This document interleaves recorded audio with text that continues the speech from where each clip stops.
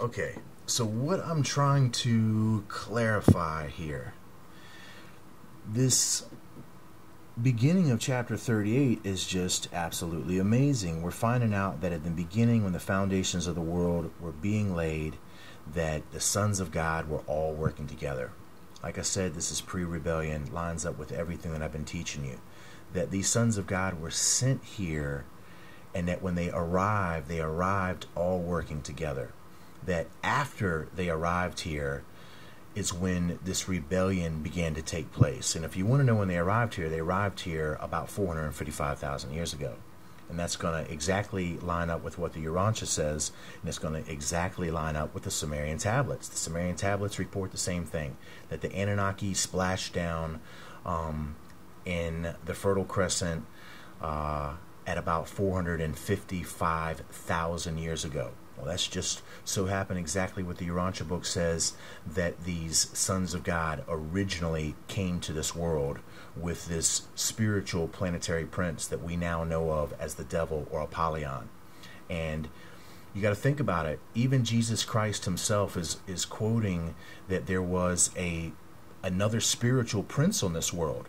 He's acknowledging another spiritual presence on this world that he calls the fallen prince of this world, in which you see the Bible begins to acknowledge as the present material ruler of this world. What does that tell you?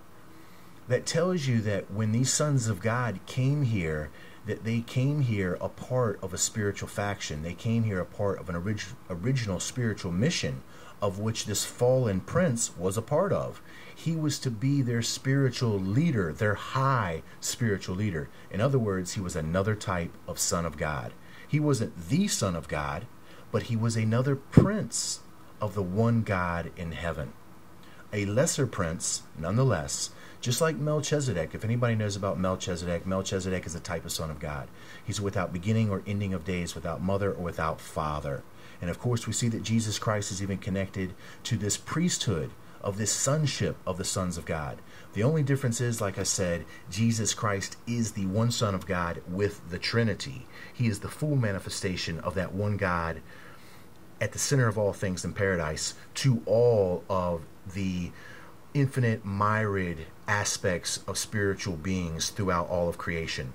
Jesus Christ is that full manifestation, representation of that Father to all of creation, until all of creation eventually, all of conscious creation eventually accepts the path of the Father and begins to travel inward towards that perfection attainment of paradise. And that's what's going to be known as the spiritual world. And that's where you keep on hearing me allude and hint to you guys that within the core of the material substance, of the material creation, of the material universe, is the spiritual substance. At the center of that spiritual substance is where all of this material creation is echoing out of, vibrating out of. It's rippling out of this central location. That central location is the spiritual abode. From that spiritual abode, many spiritual beings are sent outward to the worlds of time and space. Many. And of course, we see that now Lucifer, Satan, and the devil begin to manifest themselves as a part of this spiritual faction of which our corner of the universe has had sent out unto it. But we find out that they rebel, and they abort their mission to share the truth of the world, of the validity of the coming Son of God to our planet, Jesus Christ. And they try to deflect that.